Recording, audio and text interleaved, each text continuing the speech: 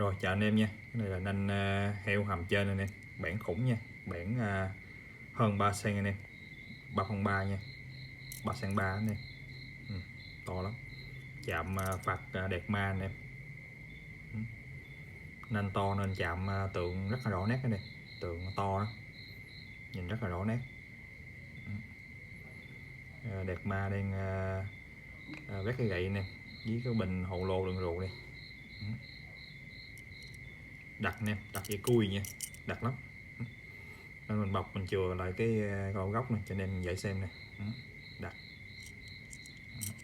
tượng to nè.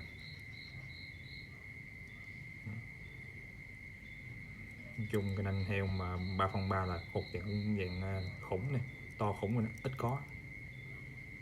Rất là sắc nét nha. Rồi hết hố mình nha. Rồi chào anh em.